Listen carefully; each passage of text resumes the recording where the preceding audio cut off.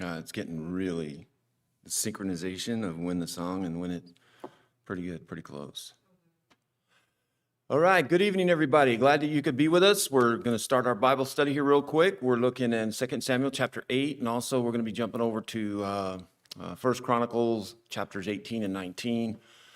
We're continuing to take a look at the life of David and some of the great lessons that we can learn from it. So I hope that if you are new to the class, you can go back and you can look at some of the other previous classes. They're on YouTube and get caught up. Last week we had a great conversation about looking at the tabernacle and the movement of the ark and the relationship between the tabernacle and the ark, and a lot of really neat things. So if you get a chance, I think go back and look at that. Eileen and I were actually discussing this week, since you've been gone, more about those sacrifices and stuff, because in the passages there, it talks about when the second move, they move 6 spaces and then they sacrifice, and we're talking about the exorbitant number of animals that would have been sacrificed, which is possible, but I think we kind of come to the idea that either way, it's not important, but one of the things that I see is that they started moving it and nobody died. They started moving, they got 6 spaces and they were so excited about it. And that there's a lot that do believe in that. There's some that believe that every 6 steps, that they were sacrificing, which, like I said, that's over 5,000. Hi, come on in. Good to have you with us. Y'all traveling? Well, good. Nice to have a little break, huh? Oh, okay. So we're live streaming on YouTube and Facebook right now. So if I'm acting kind of weird, it's and all this stuff we have up here, but it's good to have you with us. So we've been looking at the life of David, and we're studying out of 2 Samuel chapter 8, and then we're going to be jumping over to 1 Chronicles 18 and 19. Last week we looked at the idea of them moving the ark and the incredible process. And one of the things I want us to kind of refresh ourselves, because this is going to come up again later on, not tonight, but when we look at how often and when David did consult with the Lord. And we know with moving the ark the first time, he did not, and it didn't go well. They tried to move it with a cart, and Uzzah was killed. The fear breaks out. David gets mad, and then they finally, when they do move it, they move it successfully. But from that point, actually it's already, remember, the tabernacle and the ark were not in the same location from the time that Eli was killed and the Philistines took the ark. The arrogance of the Israelites in taking the ark with them, somehow feeling like, well, if we've got the ark of God with us, that we're going to be victorious, because they understood that that was the presence of God between that mercy seat. That's where God was. That didn't work out. And so the ark's taken by the Philistines, goes through that little crazy journey where the Philistines don't have a good time with it, knocks over Dargon, and then they move it around, and finally ends up where it stayed for over 20 years. The entire time we find that now the ark, which is symbolic of the presence of God, is not located with the tabernacle. And from Shiloh, where it was established with Joshua, then all of a sudden we find that it gets moved to Gibeah.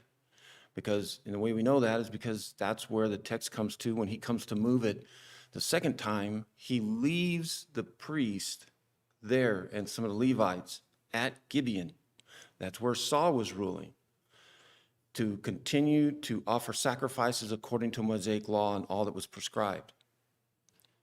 But the ark comes to Jerusalem. And to me, that's very interesting that there's nothing about David about David saying, we got to now get that tabernacle and we need to bring it to Jerusalem and we need to get the ark inside it. Because where's it supposed to be? It's supposed to be in the Holy of Holies. That's where it always was. From the time going back again, 20-something years earlier, that's where the ark had resided. And from the time, if you think about when it was anointed and built, the Lord's Spirit came down and descended and filled it so thick that the priests had to back out of there. And God was saying, this is where I'm at. And the only way you could get atonement, that annual atonement, was to come around and put blood on the mercy seat. priests had to sacrifice that blood, come in and out twice, once for themselves and then once for the nation. Well, now when you have it separated for over 20 years, the ark it was about 25 miles away. Now, in day and age today, that's nothing. But when you're walking and stuff, but it's not where it should be. So when David moved it, he moves the ark, but he doesn't bring the tabernacle. And it stays that way. But we see that where David was offering praises and some sacrifices, but they were not according to Mosaic law. Again, why? Because he established that the tabernacle would stay there, and he left the high priest there to continue to perform those. It's not going to be until Solomon that they're going to be reunited. And that, when Solomon builds it, it'll be reunited, the temple. So they'll bring all the articles. We find that he takes all the articles out of the tabernacle, the tent in Gibeon, and he brings them in. The other thing is, remember when Solomon first becomes king, where does he go and have that dream? When the Lord says, okay, ask me anything you want. Gibeon. The sacrifices are going on over there, but there's a tabernacle, quote, Tabernacle of David is kind of referred to, or tent. And again, when we say tabernacle, of course, in the New Testament, it means a couple of things. It means us as being a tabernacle, but a lot of times in the Old Testament, immediately we think of what? The Mosaic tabernacle.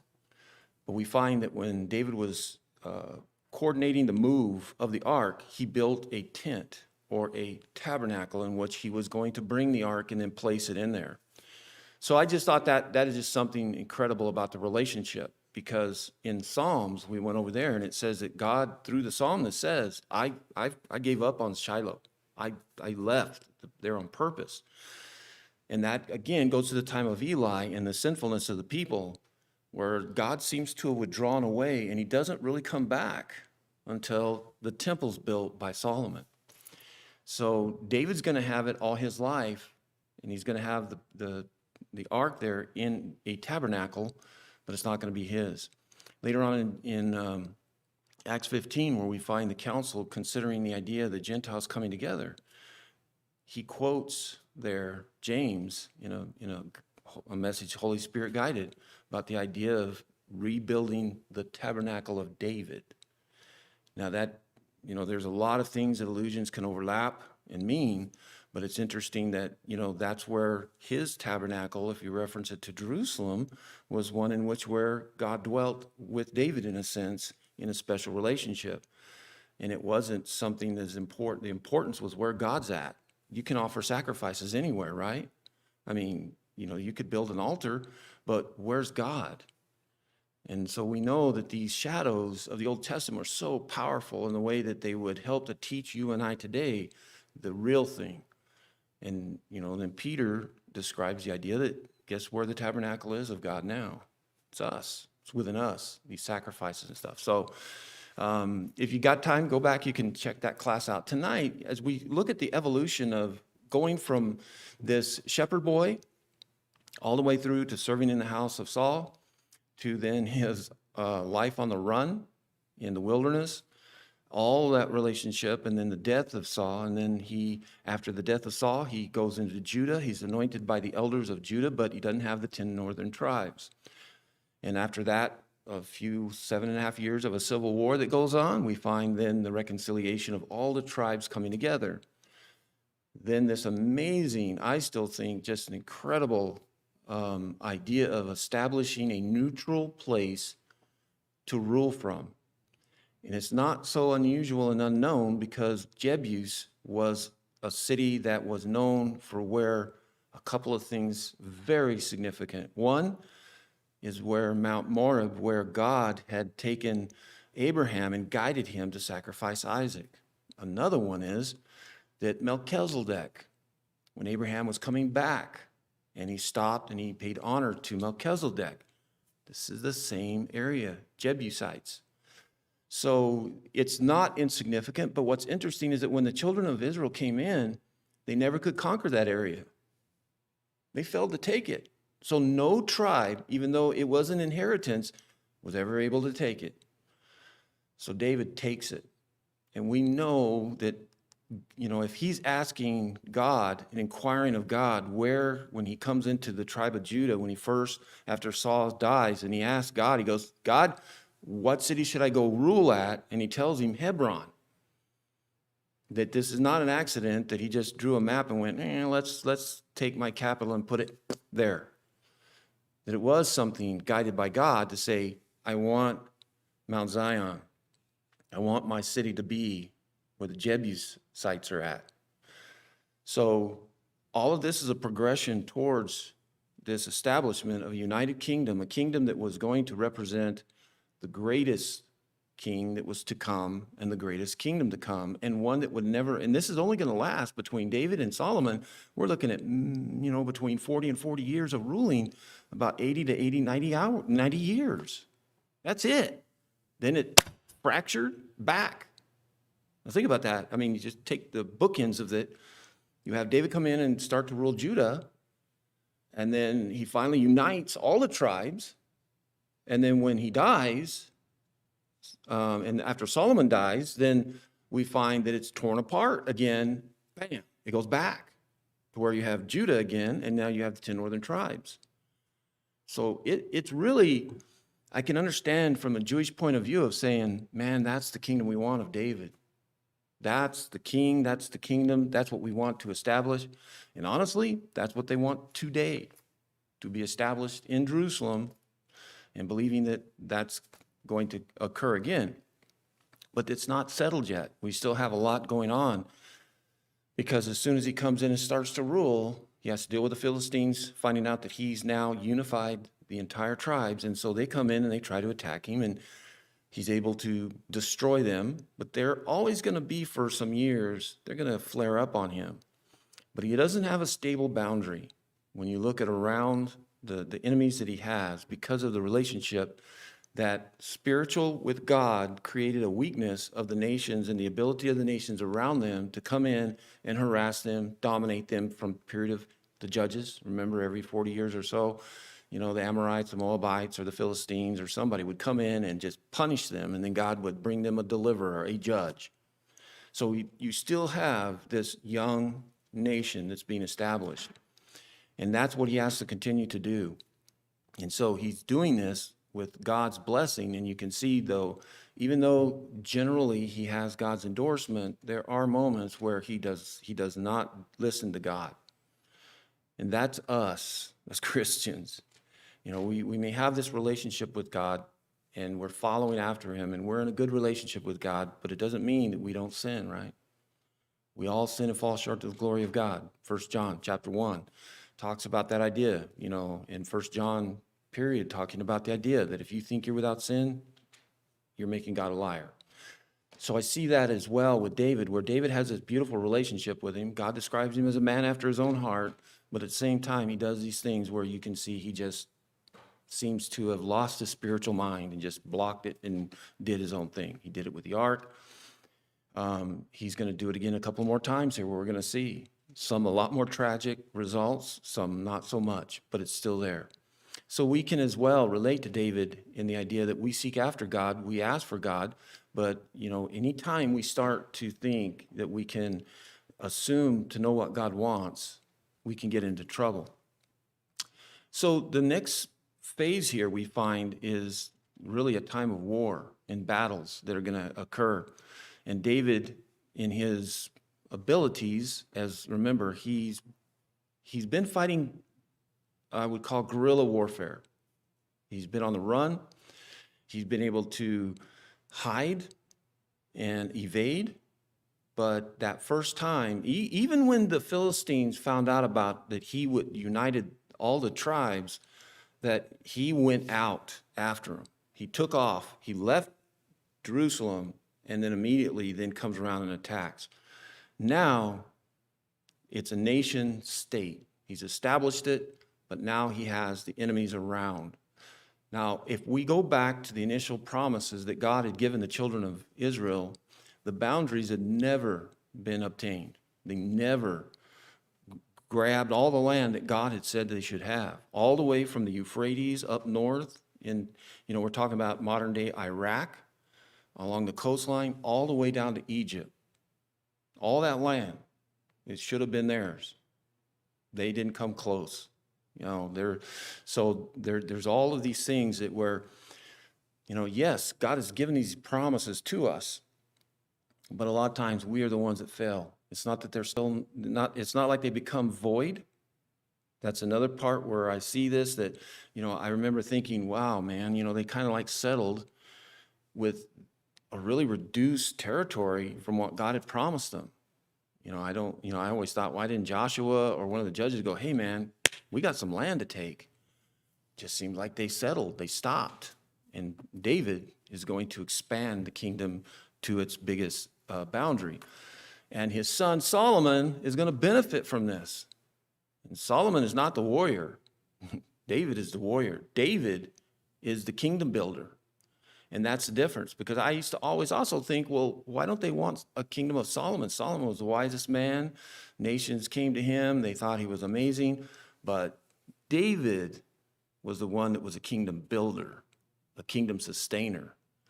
And they saw Solomon as, but they also understood, he's really good, but not that David. That David was much more powerful and capable. And they also knew the end result. Where did Solomon end?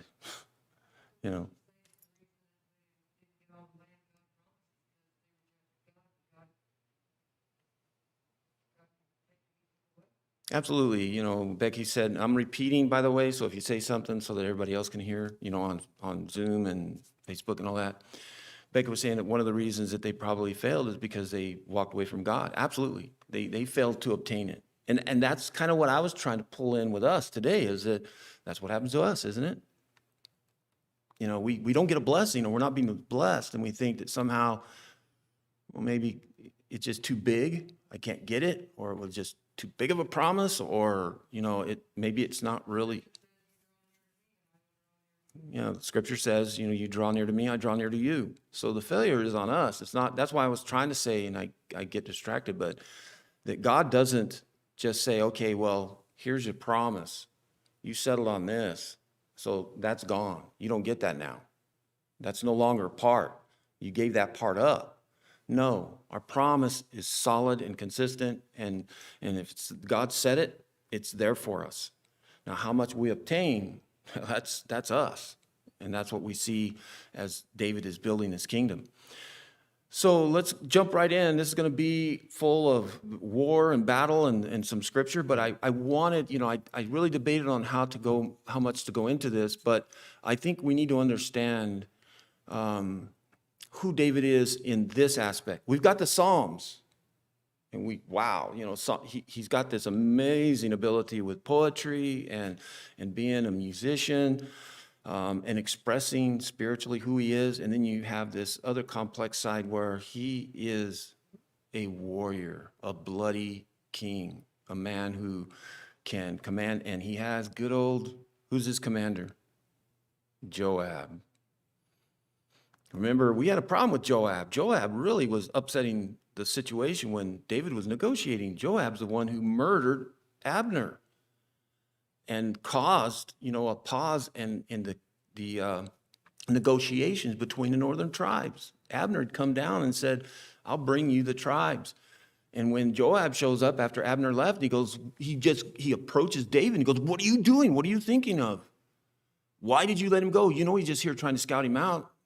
And he leaves and goes and sends a false message to Abner. Hey, we need to have a little, commander to commander talk. And he brings him back and he murders him. And, you just murdered the negotiation. That's like you receive an ambassador from a country that's going to bring peace and negotiations, and then you murder him. And yet, David doesn't punish him. And now some of it, family's family. It's one of those things but that's always kind of perplexed me. But when we see especially with the Ammonites, when he goes after them, he is definitely the man when it comes to strategy. Can take them into some very difficult positions. So we're going to start in 2 Samuel 8, verse 1 and 2, and take that. Let's read. After this, David defeated the Philistines and subdued them, and David took Methalim out of the hand of the Philistines, and he defeated Moab, and he measured them with a line, making them lie down on the ground. 2 lines he measured to be put to death, 1 full line to be spared. And the Moabites became servants to David and brought tribute. Has anyone ever picked up on this? What's he doing?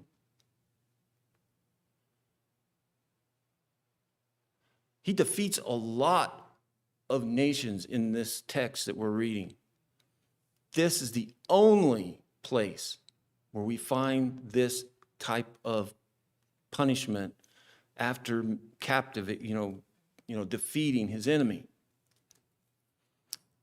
So I'm going to start, when we think about this, first off, this was something customary with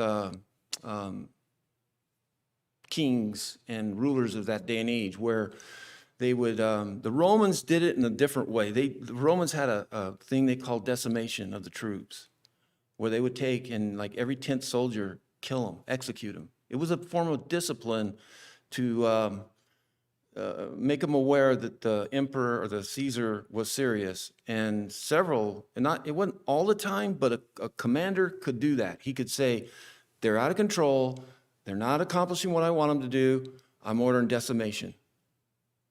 And when they did that, they went down the line and they picked every 10th soldier and they pulled him out, and those guys executed him. Their own soldiers. You would kill Bob. And so that type of a fear, knowing a decimation was coming, you see why the Roman soldiers fought so well. Kind of this way, except you're inflicting this on your enemies that you've captured. This is not something that's recorded historically of the Israelites ever doing. This is the only time where we find this type of a situation where he is separating. Now, the way it's saying it, it sounds like he took if you're a Moabite, that he took all the Moabites, which would be pretty impossible because Moab was a pretty large area. So most scholars believe that what they're referring to here really is the soldiers, the Moabite soldiers, that he took the army that had surrendered and basically set them up in 3 lines and basically then executed, had them lay down in lines, and then randomly picked a line, and then they would just go by and just kill every one of them that's in that line. Extremely bloody. This is what I mean. This is your guy, David.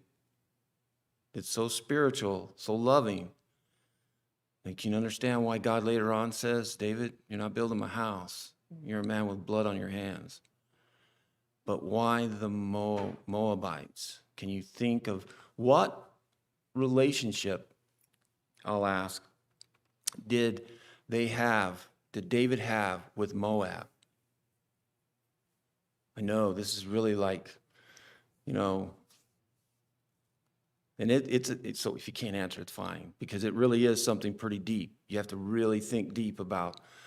We just read in 1 Samuel something that occurred where David and Moab, while he was on the run.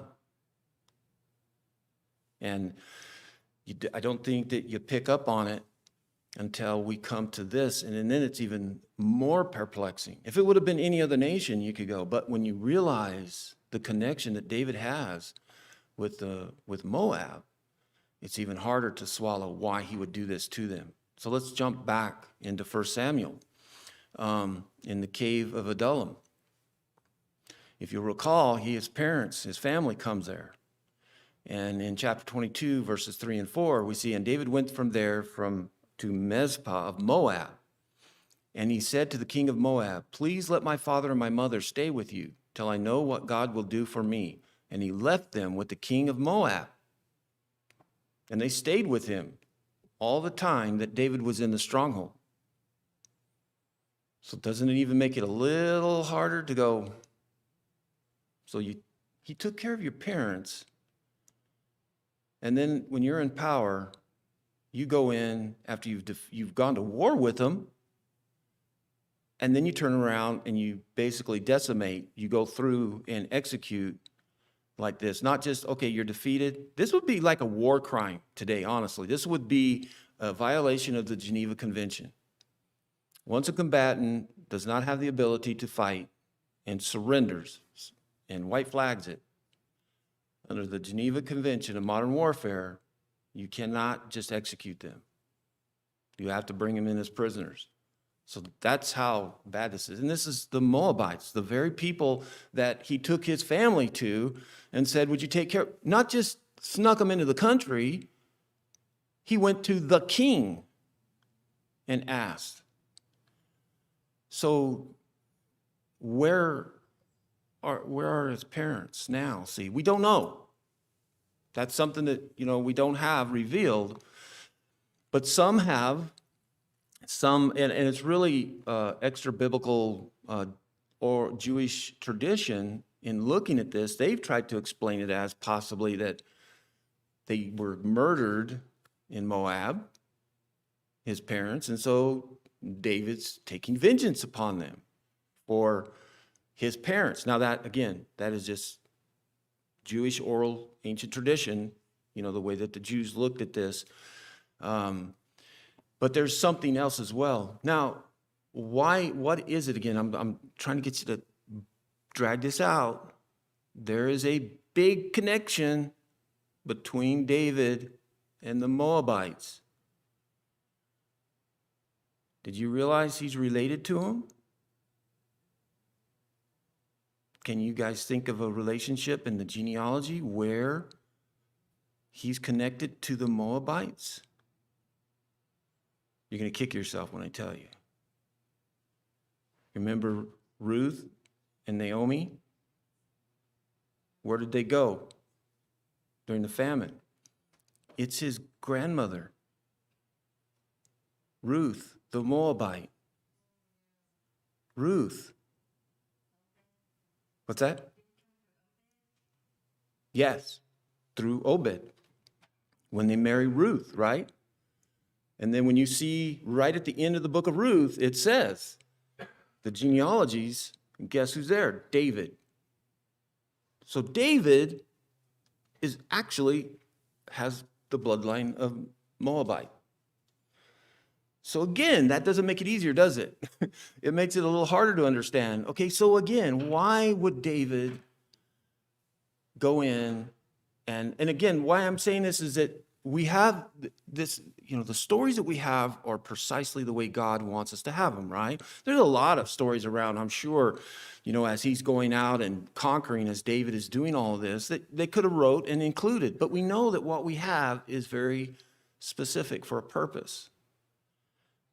So that's the only recording where they've divided out and executed soldiers from a nation, a foreign nation, is Moab. And then you see that Moab is where he took his parents. His grandmother is from there. I don't know, it might be great-grandmother, I'm not sure. Pretty close. Grandmother, great-grandmother is Ruth. So it still has to pull and go, okay, so what is going on here? We don't know. There's nothing that absolutely tells us for sure. The first option or thought is his parents were taken over there, and while they were there, they were executed or murdered. They were under the care of the king, and therefore they should have been taken care of, and they were murdered. And so David is taking vengeance. The next one is jumping further back. Now, before we go on, one of the first stories we have when King Saul is ruling, Samuel comes and tells him, you need to go and kill those Amalekites. You remember that? And he said, you don't just kill them, I want you to annihilate them. Everything. And he tells him why. Do you remember why he told him to do that? Because it goes back to when the children of Israel were coming up out of Egypt, that the Amalekites would go behind the column as they were traveling in a convoy, a column of people, and they would hit and kill the rear people, the ones who were slower, older, and they were killing and attacking kind of and going in and killing them. And God said, I'm going to get them. And Moses is told by God to tell Joshua, he says, tell Joshua that when you get in, when Joshua gets in there and he settles the land, I want you to go get those Amalekites. And then all of a sudden, 300 years go by. Silence. Joshua didn't do it. So the next time we have a recording of it, is all of a sudden, here's this king, they got picked by the people. Prophet comes and says, go get the Amalekites. And this is why. Because of what they did to my people when they were coming up out of Egypt. So all these hundreds of years go by, but God didn't forget. So, anything peculiar about the Moabites and Moab? There is something there. Remember while they were traveling, before they arrived, this is on the eastern side of the Jordan. As they traveled and swung around the Sea of Galilee and around that direction, they had to go through Moab, and they were up in that area, and there were so many of them that the king of Moab was a little disturbed by the number of people. And so he tried to do something to upset this. Do you remember what he tried to do?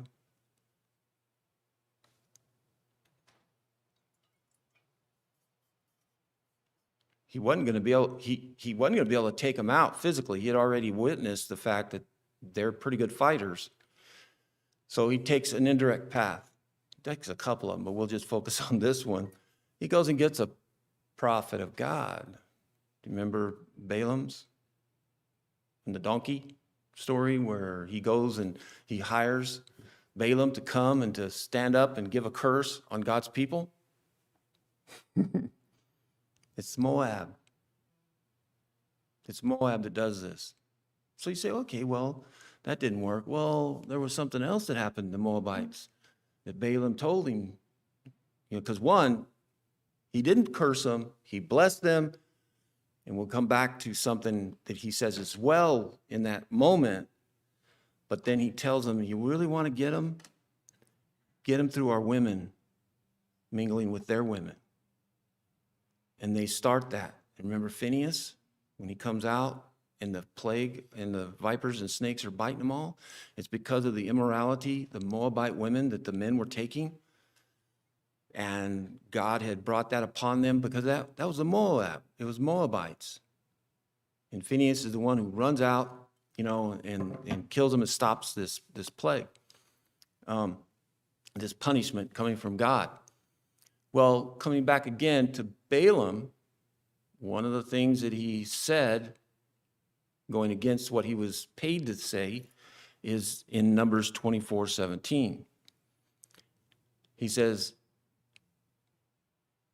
and this is a section of it, so I'm just going to read into 17. But he says, I see him, but not now. I behold him, but not near. A star shall come up out of Jacob, and a scepter shall rise up of Israel. It shall crush the forehead of Moab and break down the sons of Seth. So you can see this is another option. This could be another reason that is God carrying this out. So I just thought, of such a interesting revelation of him telling us about how he executed these soldiers. And then I started looking at Moab and the relationship with Moab. And the first I run across was Ruth. And I went, whoa, that's even worse. And then I was looking at some other articles and scholars and stuff. And it's like, okay, well, it could have been to his parents, but there's nothing to support that. But this one could be, and especially when you take in account to, like I was saying about the Amalekites, it was something that didn't happen. There's no record of this being fulfilled. This right here, what Balaam says, as far as when did the king of Moab, as it says here, have his forehead crushed, prophetic, symbolically speaking. We don't really have that. But we do know that the Amalekites were given a curse, and that was to be fulfilled, and eventually, through part of Saul, and then later on, it will also be David But then we have this prophecy that was fulfilled. And here, I think the stronger evidence is that this is a prophecy being fulfilled. And I do not believe that it was all the Moabites, but I think it was a blow that was occurring. And again, I don't know for sure, but it just, any thoughts? Am I crazy? Or sometimes I have those thoughts. I look at them, I'm like, wow, this is amazing. I mean, and again, it's not just, God saying he destroyed this nation, and he went and destroyed this nation. Then it says, and then he just defeated the Moabites, and then he killed every third one. And that's another thing, is like the numbers. Some say the numbers would be 2/3 of all the soldiers, and another is as high as half. That he killed, half to 2/3. And it's like, and then he goes on, and you never hear of that type of behavior again. And you have to go, okay, how does Moab play into this? And then you think about his relationship, you think about his parents, and then you think, wait a minute, there's a prophecy that hasn't been fulfilled. So lesson, we may forget what God has said. God does not. It may not be fulfilled on our timeline, but it will be fulfilled. Say again. Becky says his words will not come back void. He's not saying something to just go fall off somewhere and lay down and go, oh, well, I was going to do this. But to all of us that are just living a little speck of life and time in our journey in this timeline, if you heard that and you were alive when Balaam said this, you've been long dead. And so you'd go, wow, I didn't get to see that justice. And same with the Amalekites, the poor victims of the families that, Moses may have come down and said, Joshua, by the way, when you get in there, you're going to settle the land, and then you're going to go get vengeance, and you're going to take the Amalekites, and then 300 and something years go by. Well, where's the justice in that? But God's justice did occur, didn't it? So that's a lesson, I think, for us, is that when we think about a couple of things. One, God is not asleep. It may not happen on our timeline, but just remember, with these type of stories and knowledge that we're gaining, we can very clearly see God will fulfill what he says. And you may not get to watch it, but it's going to happen. You and I may not be here when the Lord returns, but it's going to happen. That's the great lesson, I think, and encouragement for me when I sometimes get disappointed and think, man, it's just, there's no justice. This isn't happening. I see all this evil stuff happening, and it just doesn't seem to be happening, just where's God at and all that. Calm down, Ron. Calm down. Remember the Amalekites. And I think as well, remember the Moabites. And God will have justice happen.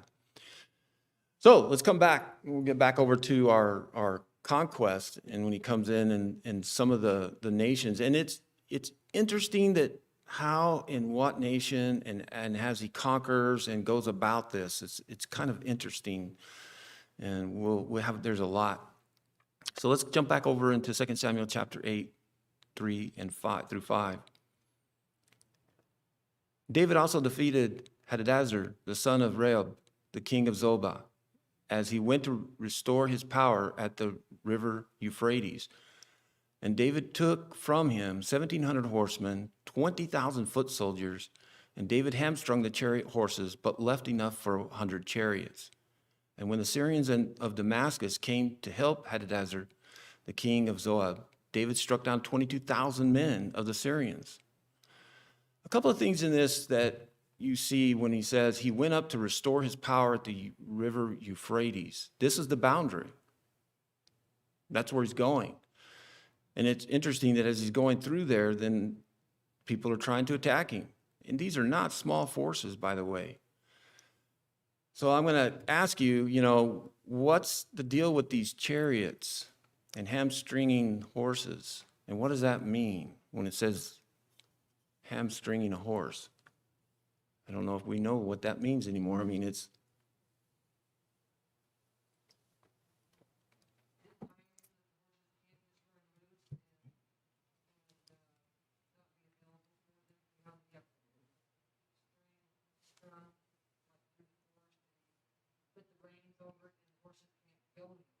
Yes, they would basically even if you didn't know the precise procedure that they're doing, what they're doing is basically making that horse not capable of pulling a chariot. So how would you do that? You'd either have to kill the horse or you'd have to mutilate it. And that's what they would do. And I see mutilate, but they would cut a muscle in the leg to where that horse could never again pull a chariot. Why doesn't he take these chariots and horses? Does anybody know? This is another really deep answer too, because there's a reason. Well, God said they're not to have them. It was illegal. They were not to have the chariots. 100 chariots is really just, it's nothing in the sense you cannot turn 100 chariots into a combative or a weapon. And a chariot, now remember, we have modern tanks, but that's what their tank was. Their modern tank for an army of that timeline was a chariot. The Egyptians got that one down, the Assyrians.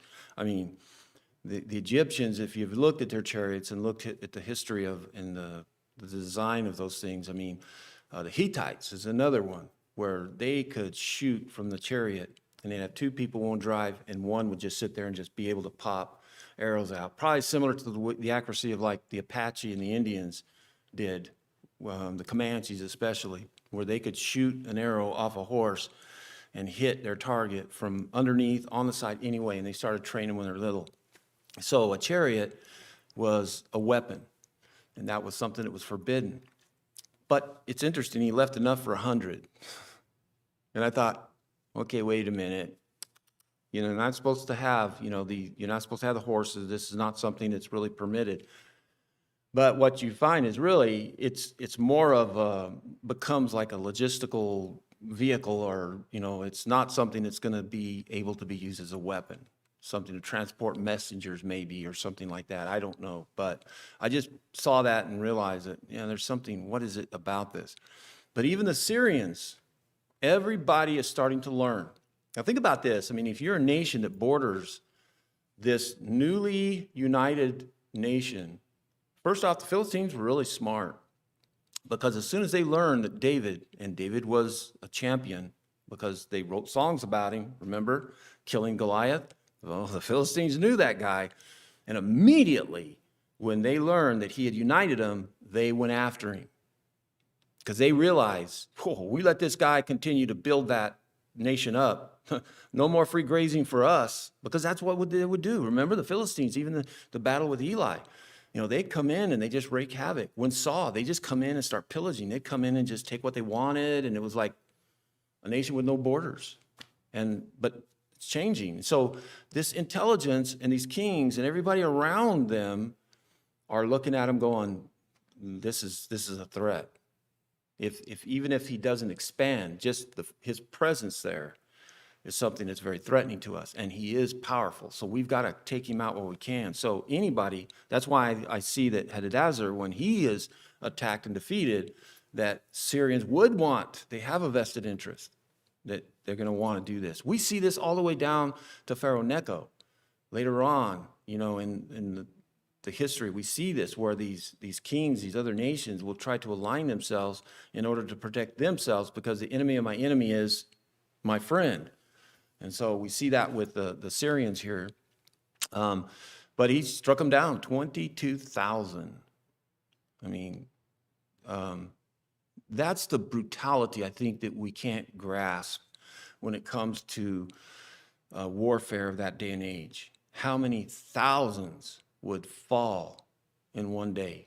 That's why, to me, one of the most amazing battles, just numerically, was Gideon attacking and fighting over, he said he just saw them as like so many soldiers, as like sands on a beach, just thousands of them. And yet then to be able to defeat with 300, the point with God was, when we win, they'll know that 300 couldn't do it. You know why? Because in the first 4 minutes of combat of this type, there would be no one left, because that's just the cost of battle. The winner would even lose, hundreds of thousands. And you're talking, not with distance arrows or guns and weapons. We're talking swords, right on with each other, face to face, looking in the eyes as you're killing and all this going on. So it's staggering when you think about and the brutalness of warfare during this time. And we talk about PTSD and we understand the effects that it has on our soldiers. You can see why, we'll go along. You can see why, like someone like Joab, that man's got some mental problems. He's got some PTSD that not diagnosed by the term we use it today. And I think that, you cannot kill somebody. I don't care. Even our law enforcement officers today in this country, when they have the full legitimate reason to kill somebody, and they've had to in the line of duty, they're never the same. I just saw a video of this guy, saved this nightclub, but he had to go in and he started shooting. He had to get up close and kill the guy. And they were talking to him, and he said, I've never been the same. I have nightmares now. So can you imagine? Think about it. With this type of warfare, what it would have an effect on somebody psychologically.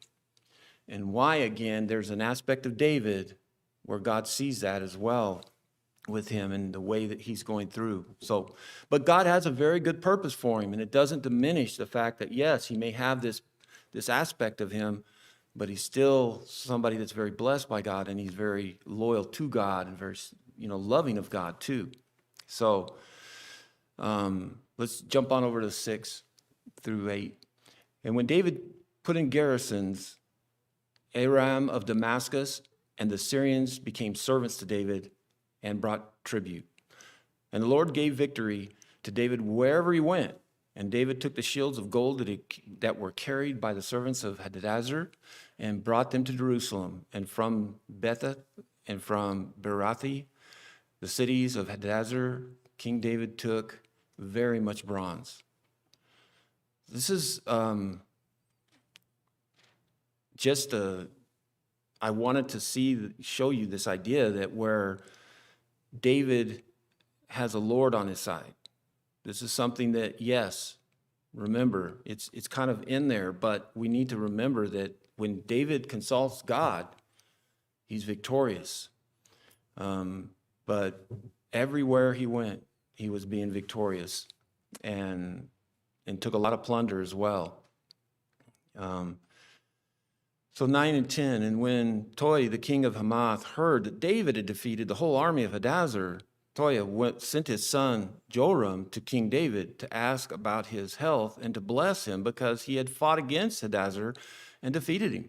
For Hadadezer had often been at war with Toi. So this is a smart guy. He's like, okay, this is an enemy of my enemy. David's not necessarily his enemy, but he's smart enough to realize he just took out one of my biggest enemies. And so he's reaching out for negotiations and saying, look, I respect you. And the idea here of sending your own son was significant. Because what could David have done? Executed him. What was a son for a king? What's the importance of a son to a king? Think about it. That's my dynasty. You kill my son, my dynasty dies. That was one of the things, remember, Saul lost his mind about and started screaming at Jonathan? He said, are you crazy? He's going to take the kingdom and it's supposed to be yours, Jonathan. That's my dynasty. So for a king to send his son is saying a lot. You're talking about a lot of respect and trust that he's showing to David as well. So this is what I mean. Not all the nations, he just goes in and conquers. Some of these we see that's different. But let's remember again, the victory is the Lord. And then in 13 and 14, it comes up again, though, we see. in 13. And David made a name for himself. Really? Yeah. When he returned from striking down 18,000 Edomites in the Valley of Salt, then he put garrisons in Edom. And throughout all Edom, he put garrisons, and all the Edomites became David's servants. And the Lord gave him victory to David wherever he went. Twice. We keep that being told to us. And it's not just, it's, I think, a reminder, again, that that's the focus. So David's kingdom is come together. You know, when we look at this land from all the way up to Euphrates, down. Now, not all of them he just removed, but he conquers. Now, and you know, I thought about that. I thought, well, when the instruction for the children of Israel, when they came over into the promised land, we have this phrase that they were to destroy and kill everybody. That's not really what that means. It basically subdue and remove. And it means, you know, some form of genocide. And I think that's what we see. I think I can help to support that, because here we find where those that were having a judgment brought upon them, then God had David destroy and put them into a position. The ones that God allowed to remain were subjective and then pay tribute to David. But they start to. But look at little Hamath up there, the white by the Mediterranean Sea. And that's the Sidonians, and up and through there. That is where the king had sent down and said, hey, you know, we had the same enemy. And so David leaves them alone. He allows them. But also, what does he do when he occupies? You notice something he's doing is he's putting military outposts. He's putting garrisons around in those areas. Solomon's going to add a few more.